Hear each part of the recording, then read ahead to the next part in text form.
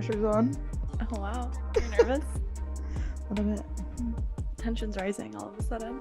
Hello, and welcome back to the It's Time podcast. I'm Mariah. That is Kaylee. Welcome to my bed. And today we're in bed. Why are we in bed today, Kaylee? Well, honestly, it just sounds nice. The main reason is so we can do this from bed in our comfy clothes. Reason number one. Even though we wear comfy clothes anyway. But today we're going to be talking about anxiety, which we both struggle from heavily, I'd say. Yeah. Moderate to severe. And you know, if you have anxiety or have ever struggled from anxiety, I'm sure you can relate to those days when you can't get out of bed. Whether that's anxiety or depression or a combo or literally so many different things within that. We thought it'd be fitting to discuss our anxiety from bed, because sometimes that's where it sends you. The safe place, yeah. But before we get into that, we have some updates, because last time we were like, we're going out tonight. Next week we'll update you. I forgot. Yeah. Well, so if you didn't listen to last week's episode, basically, we like recorded the episode right before we went out that night, and the whole plan of the night was to meet people, talk to people. We made bracelets to pass out. Yeah, if you've seen the TikTok conversation trend. starters. Yep. It was slim pickings then. It was a fail. Like, it wasn't a fail on our end, I don't think. I mean, like, we had a good time. Yeah, we definitely had a good time. We were in the mindset of being outgoing and talking to people. There just wasn't a lot of people to talk to. Cheat again. Wait, I love the fucking when people made TikToks of that scene of her being like, yeah, Mom. Wait, what did she say? She's like, by the way, the Cheetah Girls made... did, I don't know, we performed today, or like... I hit a high C with the Cheetahs today. Cheetah girls! But yeah, so it wasn't a fail because we went out and we weren't social necessarily, but we did run into someone we knew and like chatted a bit. So we were social in some aspect, and like we also just put ourselves in a social situation, which is not something we do. Right. So like I think a bunch. Pat on the back for that. Yes. But there wasn't really much bracelet passing out. Bracelet passing abouting. Passing abouting. Like, I don't know. There just wasn't. Everyone felt really like young. Mm-hmm. I don't know. And it was like we ended up around the same groups all night. Yeah. What is that? What is that? There's only 30 people out in downtown Portland, apparently. And we all are like on the same night. Schedule. This bar, like, and then this bar, I and just then saw this you bar. at the last bar. It kind of felt like college in that sense, but it did. I ended up giving a bracelet to like this bartender, just like as a little like hey girl, you're doing great tonight, here's a bracelet kind of vibe. Which honestly was fun. I kind of like doing that. I gave out 2 bracelets, and both were to people working. I tried to give out one and I got shut down. Yeah, how did that feel? Honestly, I'm pretty proud of myself. I Yeah, didn't really dwell on it much. You didn't seem fazed at all. Yeah, that's a pretty big win for me. Not that you should have been. I just think like, because I don't think anyone outside of the situation would think twice. It's just like when it's you, I think that it's easy to like overthink it. Because that's kind of what we talked about going in. I'm like, don't. I know. I'm like, what are you gonna do? That's kind of what we talked about going in, like hyping ourselves up. Like, can't take anything personally. It's not about us. And you stuck to that. So yeah. Woo! Also, like the way he acted, he didn't deserve it. I didn't like Fair enough. His energy was just like almost like get out of my face. And yeah, did make me feel like he was with a girl there or something. Which, okay, if your girlfriend's there, then you're like, no. But I just feel like you don't know. I don't know. You didn't even get to finish your oh sentence. my god, my girlfriend would love this. Yeah, like there was other ways you could have handled it, and I feel like you barely finished. You were like, you look like you need a bracelet or something, whatever you said. I like literally barely finished. You barely finished, and he like shut her down, which I guess if you had a girlfriend, maybe kudos. I don't know. Depends on how you look at it. I just like get turned off by people that are so quick to shut someone out because I'm like, you don't even know what she was doing. You don't know what I was gonna say. Yeah, like I guess if he thought you were trying to hit on him, Maybe I was gonna say you look like you need a bracelet, and then I gave him a Rolex. But anyways, it ended up working out good this week. So this is like funny because like I don't know if anyone who saw that TikTok will be listening to this, or if you did, hi. Yeah, hey. Or this is about you. Or if these are people who wouldn't have seen it, I don't really know. But basically, we posted a TikTok like at night. Went to sleep, woke up the next morning, and I started like freaking out because it was doing well. It wasn't like some crazy viral, but it was like definitely a little like mini viral moment for like a really small account. I think it went Portland viral. Yeah, Portland viral, I guess, is a good way to put it, because it definitely reached girls, gays, and theys in the Portland area, which was the whole point of it. Yeah. It was a clip from last week's episode of us basically being like, we want more friends in Portland who are down to like do fun activities, and the girls, gays, and theys showed up. They sure did. They really showed up. There was like over 800 comments, which to anyone listening that's not from here, from the area, like I just think there's something really comforting in that. Like over 800, also sad I guess, but over 800 people were like, yes, we want friends too. I want friends too. It's so hard to meet people. It's this huge community of people who are like, I want energy like this. I want friendships like this. What was that one comment that was like, gosh, it's crazy how many of us like want the same thing and don't have it. And like don't know. Like I had no idea there were that many people that felt the in same their way. 20s specifically, actually 20s and 30s, who all felt that way. And it's so hard to make friends as an adult, which is kind of the whole point. But we started like a little community of people in the area. Actually, some people even like far, like Salem, are in there. So it's not even just Portland, but like the Portland metropolitan outer cities area. And we're going to start doing meetups and things. So go to that TikTok if you want to join, because it's like, I don't know.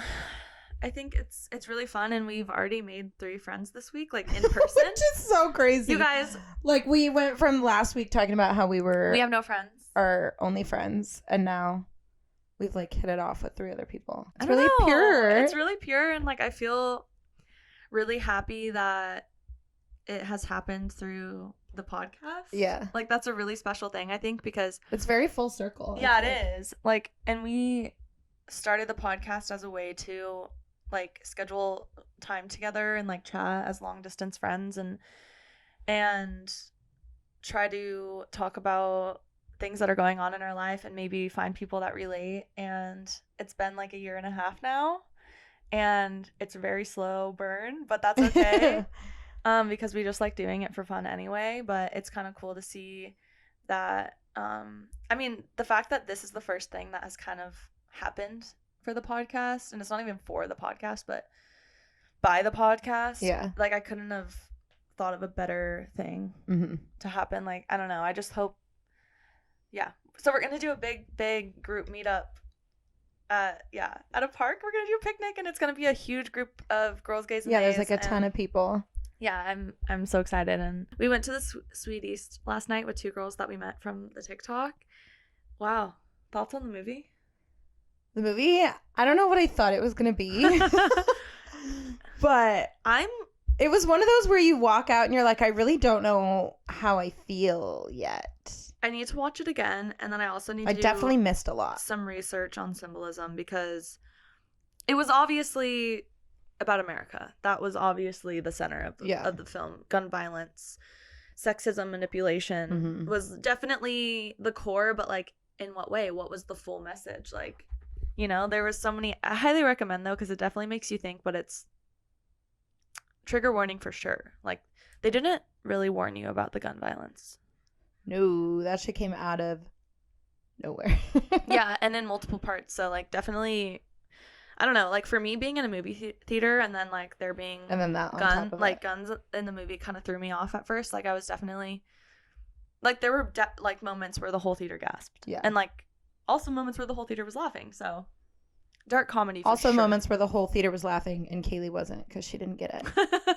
No, actually, I was like, wait, there what? was a few moments too, but actually there were a few moments where only men were laughing. I was like, fun, interesting that they think that's funny, but the symbolism and the metaphor here of like how women are viewed, not just in this country but on the planet, is actually, it hits really close to home, and it's really hurtful. Like, I understand that it's a dark comedy and we're playing at the fact that men are fucked up, but it's just interesting that men are like, oh God, that's so funny, and it's like, and the women are like, that's actually real, and I feel that on a really deep level. So it's actually, which I feel like is what the movie was supposed to do. Yeah, in a lot of ways. That was the point. Yeah, but definitely recommend. But Jacob's in it for this much. So if you're going for Not Jacob, very long. If you're going for Jacob, you're in for a rude awakening. Let me tell you, because I'm not even gonna say. I'm such a spoiler though. Like, I just want to be like, okay, and then this happened, and then this happened, but like, I'm not gonna do that. Ao's part was really interesting. I loved it though. I loved it because I felt like it felt really accurate. It did, and it just. I was like, she's this so is just fucking right. talented. She is. But anyways, that's our little catch up. Anything else? No. Yeah, I feel like that's all of it. Okay, so into the topic, anxiety. Into the woods to grandmother's house. It's weird because I've been having pretty bad anxiety for the past. Well, I have generalized anxiety disorder, so I always have anxiety, but I'm medicated. So sometimes it's worse than others. In the past 2 weeks, it's been pretty bad. So it feels weird to like have a conversation about it when I feel like I'm still in it. Because it's like, it's not like it's triggering myself, but it kind of is. But we'll see where the conversation goes. I won't have an anxiety attack, I hope. I know we've talked about anxiety on here before, so I don't know, maybe we'll repeat something, but it's been so long that I feel like and I think on the last episode we talked about anxiety, we were like, we could do 1 million episodes on this topic. Yeah, we did say that. Literally, like, maybe at some point we'll get into like specifics. This is just going to be like a general discussion, but because there's like different avenues you can go down, and anxiety can look so differently. And I think that's so interesting when people are like, oh yeah, I've been experiencing anxiety, and whoever you're telling that to is probably understanding that differently from what they experience with anxiety. They're picturing you feeling it like, the exact same way. I don't know what your anxiety feels like for you. Yeah. But we discuss it like it's just, we're all experiencing like it's common, yeah. Yeah, which I think is, good on some level because it's kind of calming. Yeah, I think it's nice to a certain extent. And then I'm sure there are also situations where it's like, well, you don't really understand what I'm going through. Yeah. Is what you're it going to do. But I was going to say, what's like your first... What a transition. Yeah. Like your first instance with anxiety that you can remember that you were like, oh, this is what anxiety is. Ooh. You got to give me those questions in advance. No. Because I'm the queen of... well, this is like a different kind of anxiety than what I experience now. My anxiety now is very much social. Like, I'd say it's pretty rare that I experience any kind of anxiety that is not surrounding like social interactions. Okay. But when I was in 2nd grade, I went through this phase of like obsessively compulsively washing my hands because I was like anxious about germs and like control. I had a really horrible 1st grade teacher that like really effed me up actually. Teacher trauma. Tay-tay. Sorry. So that it's like serious. I'm so sorry. Tay-tay. Tay-tay.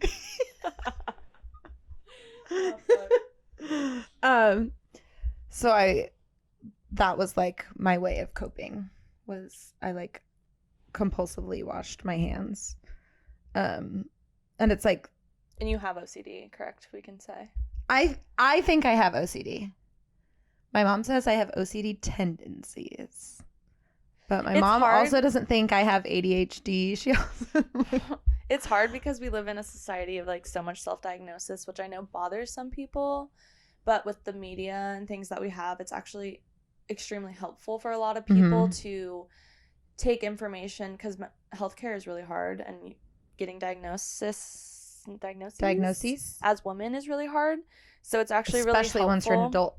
Yeah, especially when you're an adult. So it's really helpful when you're like, when you see things and you're like, oh, okay, like I think that, because it bothers a lot of people when you say things like that, like, oh, I'm not diagnosed, but when you pick up on things and you can put a word on it, it's extremely helpful, especially for someone who has anxiety, which OCD is a part of the anxiety family. It's like a certain form of closure. Yeah, for sure. Like, obviously not close the door, it's over with, but like Oh, acceptance. I can stop. Yes. Yeah. I can stop wondering. Like, this resonates with me and there's a name for it and I can put my finger on it. It's medical. I'm not crazy. I'm not the only one. So I think that's fair to say. I had a lot of that when I was younger. So like my anxiety used to look very different. And I didn't have anything even remotely social, which is like, whenever I bring it up with my mom now, that's why I get so frustrated, because she's like, well, you weren't that way when you were younger. And I'm like, okay. Trauma. So your point is, like, I'm that way now. It's like she thinks I'm doing it to myself. Like, I don't want to live like this. Yeah, you're like, this is not fun for me. I wouldn't be doing this if I had the choice. Yeah. Right.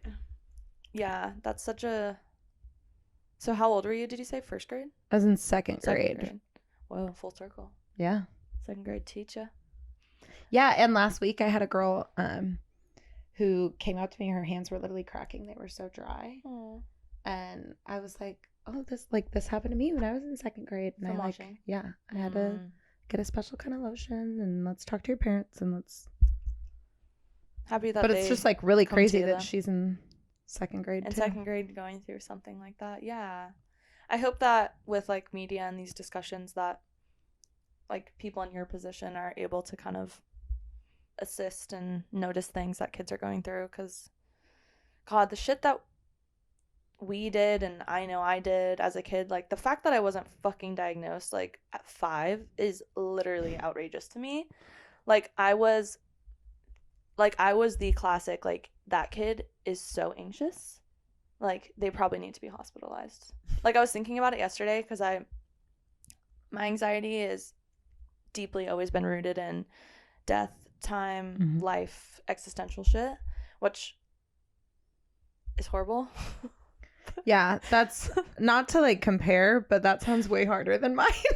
Yeah, like you can't compare because like everything looks different, but there is something really suffocating about your anxiety being centered around your life and existence. Yeah.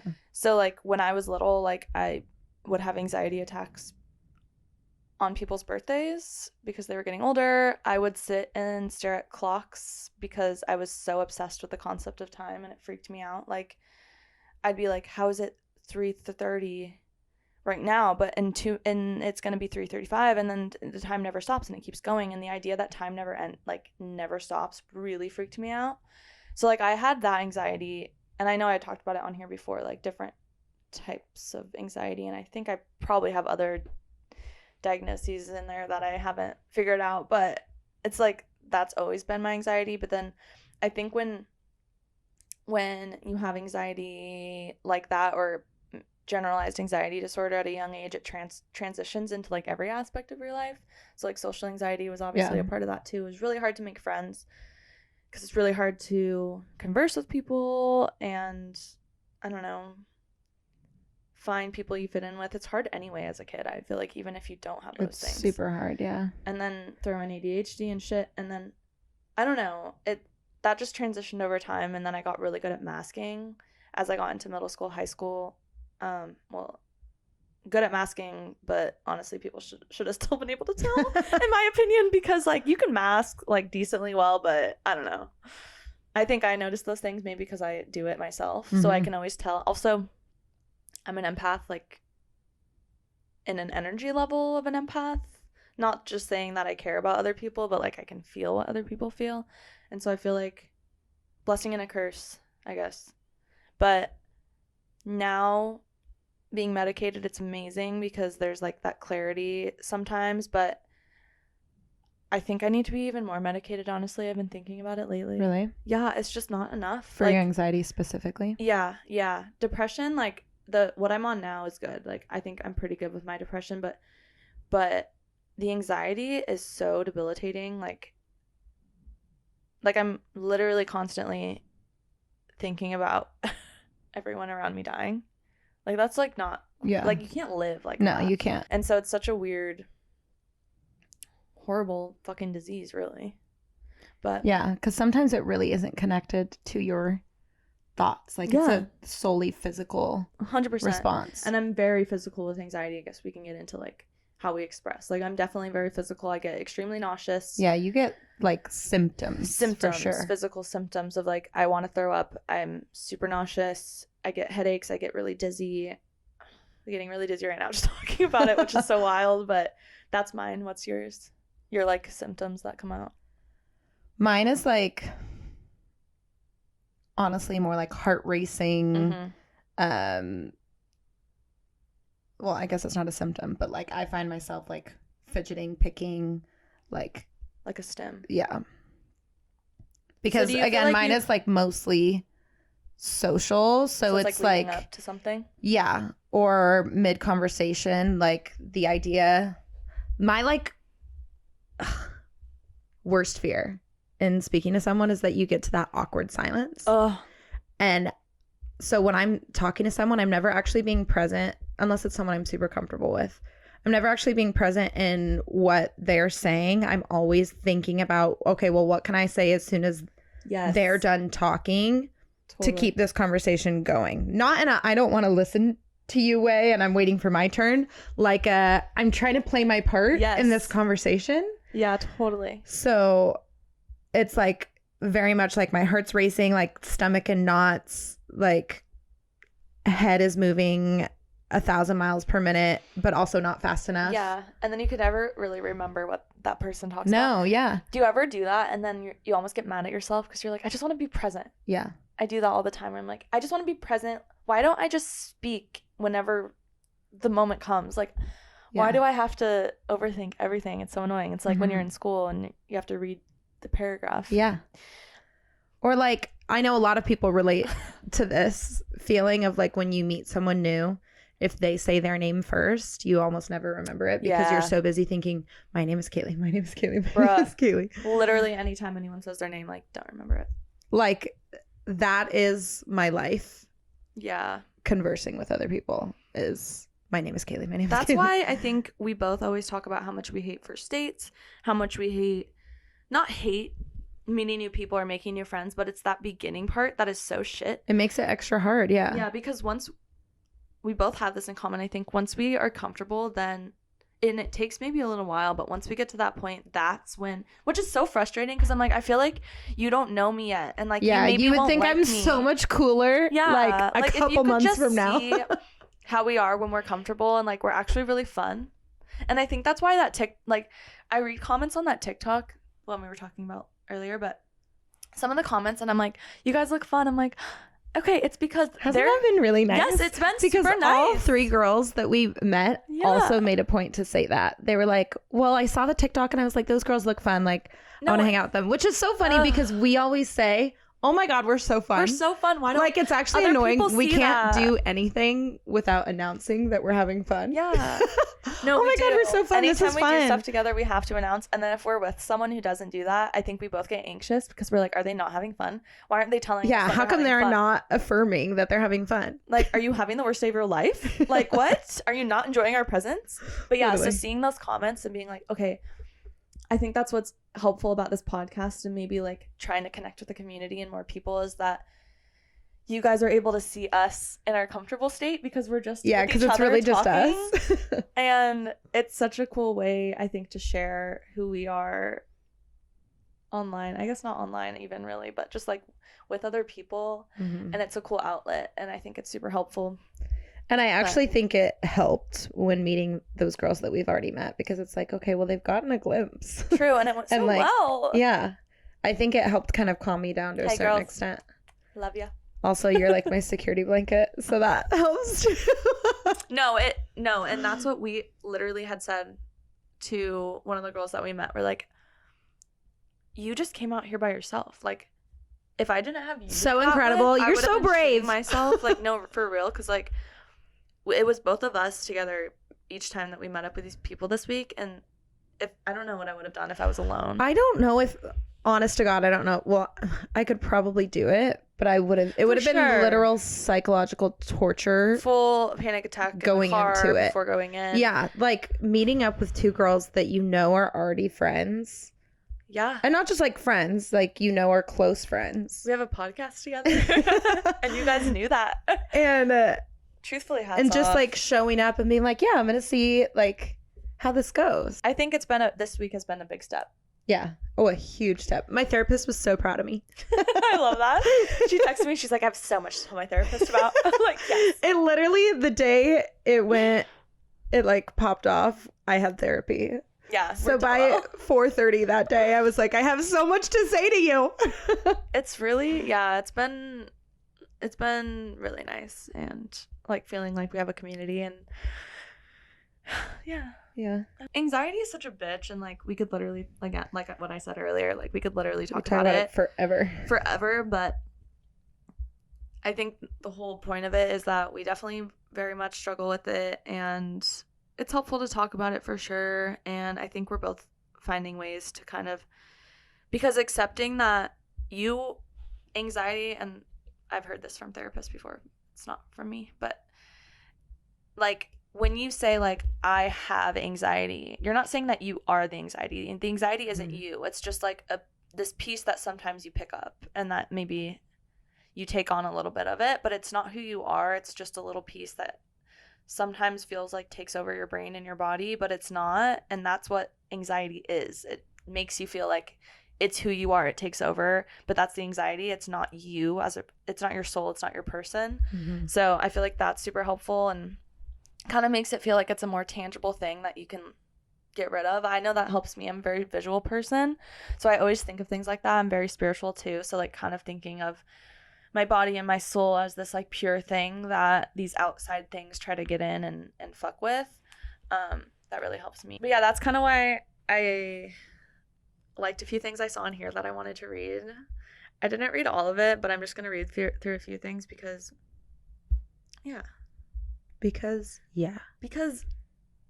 anxiety is like the hardest thing to define, because there isn't a definition that fits everyone. Yeah.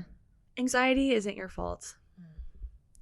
The truth doesn't seem harsh unless you're one of many sufferers who fall into the habit of shame and self-criticism. The sad truth is that many people's subconscious minds cling to the idea that they deserve the pain. This leads to a feedback loop where they double down on their anxiety by spiraling into negative thoughts about themselves. Something needs to be clear. You didn't choose your anxiety. It was programmed into you by forces beyond your control. Don't point fingers. I love that. Wow. Don't cast blame. Just accept that there were countless factors in your life that you did not choose. Your parents, your DNA, your family, your neighborhood, your culture, your school, your government. These things were set into motion when you were a child. You had no power and no authority. You were just along for the ride. At some point in the ride, something called anxiety began to manifest. You didn't consciously choose it. It happened as a result of your environment. Anxiety is just faulty programming. Ooh. Like, I got chills, actually. I like the thing about pointing fingers. Yeah. It's like... And what was the part about this leads to a feedback loop where they double down on their anxiety by spiraling into negative thoughts about themselves? And it's cool to think to the way that they're writing is like you're thinking about this, like they said, a programming fault. It's like your brain is like a computer. That's literally what it is. Yeah. So sometimes that's what anxiety does. It gets in there and then you can't get out of it. It's, like I said, debilitating. It really is. But then because I totally do that. Like when I'm not anxious, I'm so aware of like how cool and fun I am as a person and how like anyone would be lucky to be my friend. Not to sound cocky, but like no, you should be like that. Yeah, I think everyone should feel that way about themselves, right? If you're a good person. That part. But when I'm experiencing anxiety, I'm the first person to like shit on myself and be like, well, obviously this person thinks what I said was stupid, or like the way I did this, and this was wrong or bad, or, you know, they didn't like this. But as soon as I remove that extra piece, I don't have those thoughts. Yeah. Oh my God, this one's kind of a hard one, but it's so true. And if you go to therapy, you know this, because we can sit here all day and talk about how hard anxiety is, but the truth is, like, it's not going to go away unless you put in work. And that's such a hard truth, because as not only people and human beings, but as people that live in America, we love a quick fix. So obviously I'd want to be able to like read a book that healed me instantly. God, and then all of can a you sudden imagine? I know the cure to anxiety. And that's kind of when I got the book Power of Now. I was like, I'm going to read this and then all my anxiety is going to go away. But basically this next point is you are responsible for your anxiety. And that kind of hurts, but it's true. And this person said, what? Doesn't that contradict the first truth? No. Responsible doesn't mean to blame. It means responsible. You are able to respond. Sadly, the word responsible has become polluted. People treat the word as something past tense. It's not. It's as present tense as a word can be. You can only respond now. Damn, who wrote this? Whoa. What the fuck? Perhaps a better way to phrase the above truth is anxiety is your responsibility. How do you respond? Do you respond only in the moments when anxiety creeps in? Or do you take proactive means to lessen the odds of anxiety before it starts? With the response, you're aware and in control. You're accountable and in charge. With the reaction, you're on autopilot. You're prey to circumstance. Respond, do not react. Understand the difference. Who the fuck wrote this? Yeah, this is... Thank Their name on you. Wait, is that the name or is that the name? I think it's JJ Bitters. Thank you, JJ Bitters. You're a phenomenal writer, and I think you have a good understanding of anxiety. But, and that part definitely is something that I've talked about in therapy, where they're the respond, don't react, because a big part of anxiety is feeling like you're out of control, but then like stop. And that's how like, you spiral. Yeah, exactly. Like, I hate the feeling of being out of control, and that is literally probably connected to every aspect of anxiety, no matter what that anxiety is stemming from for you. You're not in control in the moment, but then you have to remember you are actually in control. And I think that's why that method of like stop, focus on things around the room, TV, clothes, dresser, pillow, and then tangible things, because then you're like, okay, wait, this is real life, because like you really can, you ground yourself. Yeah, you ground yourself and take yourself literally out of the spiral. Yes. And on a tangent, but you just made me think of it, I feel like that's, don't get me wrong, like I struggle with anxiety all year round, but when I can be outside more, it's a little easier for me, because we're talking about ways to be proactive. Proactive things for me to do are to constantly be in nature. Yeah. Because then I'm more grounded. I feel more appreciative for life. I feel more connected. My soul is more at peace. But then when we're in the winter, we're inside all the time, it's just like easier for those things to spiral, I feel like. Well, and you're spending more time on screens. You're spending more time on social media. It's not helpful. Like, I found myself like on the verge of entering an anxiety attack the other night, right after my cousins like dropped off a Valentine's thing for me. And it was really cute. It was funny. It was a... Wait, can you tell the whole story, please? Yes. Okay. Actually, the whole story is important. Yeah, just tell the whole story because it's good. It attributes to the anxiety. So, it's Valentine's Day. We went out to our happy hour. We made a new friend. Like, I had a great day. It was very successful. My mom had dropped me off flowers and heart-shaped ravioli and chocolate-covered strawberries. So I like had cute. Yeah, I had like treats when I came home. So I brought my little chocolate-covered strawberries to bed, and I like had set my alarm for the night and like got high and crawled in bed, and like I was tucked in, you know, like I wasn't getting out. And my doorbell goes off at like 8:15, 8:30, and that already is like a sense of anxiety for me, because if it was Mariah, she wouldn't ring the doorbell. My mom probably would have said something if she was coming by. Like, yeah, like who it was like, who the hell would this be? So I look at my camera. Doorbell anymore. Literally, the fuck. Yeah, especially at night. If you're someone that wouldn't give me anxiety showing up to my door, then you wouldn't ring my doorbell. Yes. Yes. I just let myself in. Yeah, for real. And it's my 7 and 9-year-old cousins.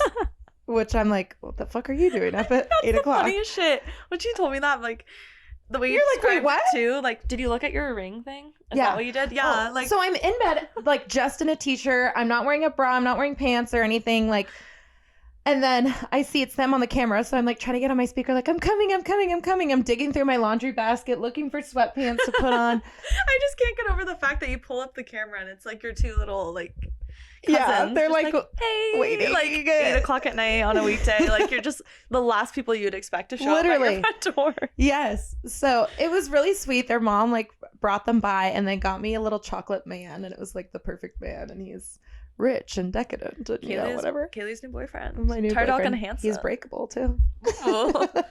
Broke off a piece this morning. Tasty.